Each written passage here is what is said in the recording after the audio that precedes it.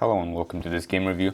In this one we will look at a game in which White got in trouble from the opening and did not play dynamically enough. And to end it all, we also blundered a 2-move tactic, which shouldn't really happen since these were all forcing moves. So okay, we started as the Sicilian Alapin, and here White played the move Knight c3, which is of course a natural move, but if we calculated this whole sequence starting with Knight c3, which we had to do before making the move, which happened in the game, take, and here, we should understand that this endgame is not very good for White, because he has a worse structure, and in the endgame static factors as pawn structure will become more important than in the middle game or the opening. Hence, this endgame is just better for Black. So already we're in a bad position, so this could have been calculated. And otherwise, White should basically play bishop c4. This is by far the most popular move. Black can play here or here. In either case, White is basically okay. Here there's bishop b3 or bishop b5. Bishop b5 is the more popular move. For example, after this, the knight can take. After bishop d7, usually White takes this bishop pair and tries to play with the isolated pawn. And this position is quite fine for White.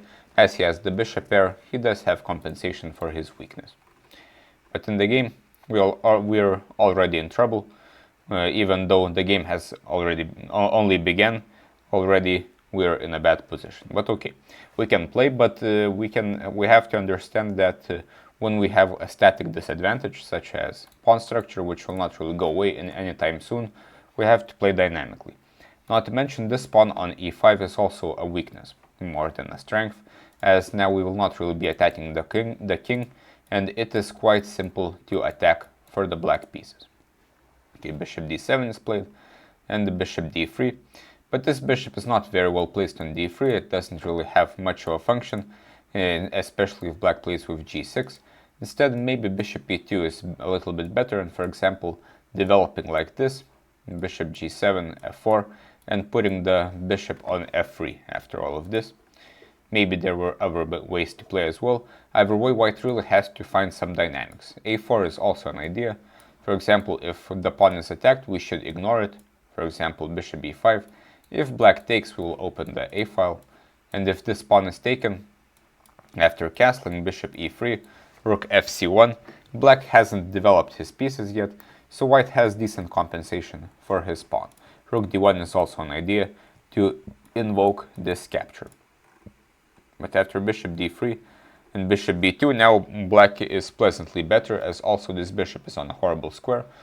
Instead, we should have put it on d2, where it has a future on this diagonal at least, and it's not blocking the b file for our rook.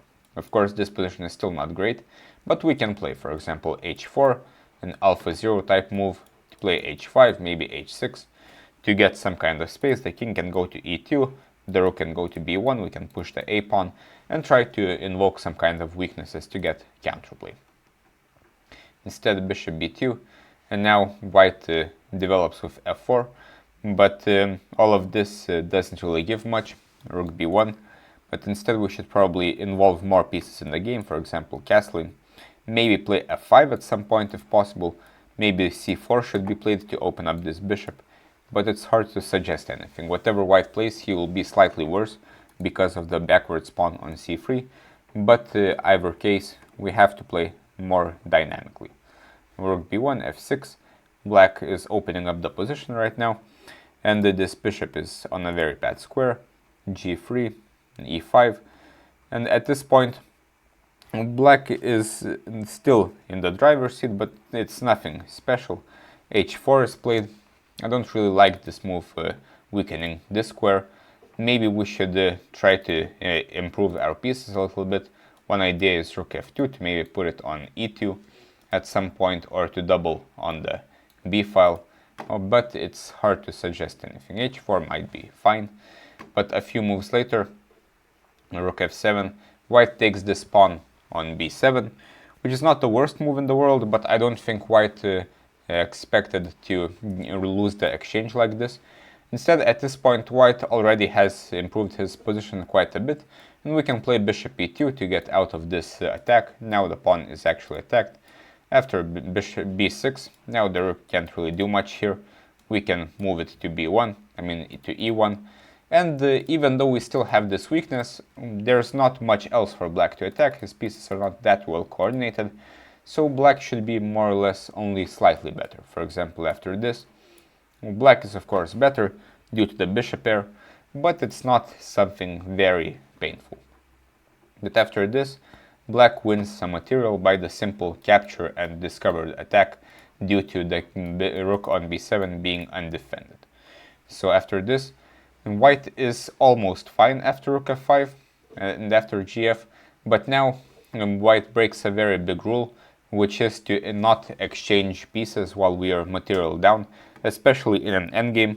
After rook takes f7, the position is hopeless, but had white just moved his rook to b5, we could pick up this pawn at some point, either with the rook or with the knight.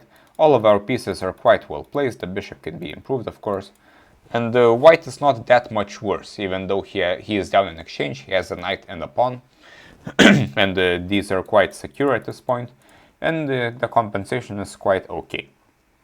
But instead, white exchanges, and also this helps black make easy moves. Notice the time situation, 40 minutes against 7. After this, the move for black is obvious. After knight b5, which is a strange move, the threat is also obvious.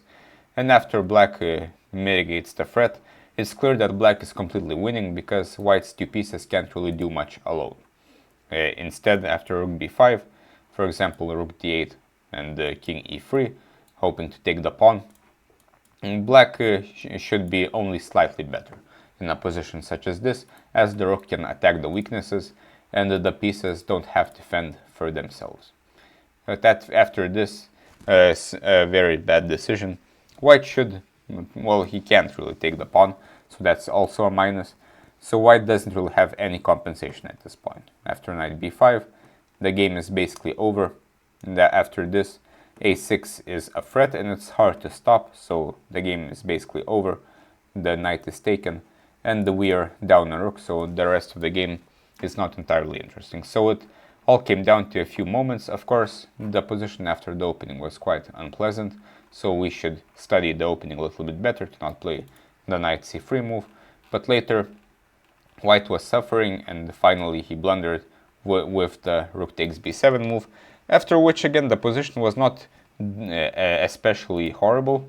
After rook b5 there are some dynamic chances, plus with 7 minutes on the clock I don't guarantee that black will easily win this. But after exchanging rooks, black's play is very easy. We just had to not blunder the fork, and the rest is quite simple. So as a general rule, do not exchange pieces when you are down material, because then it will be easier for the opponent to realize his material advantage.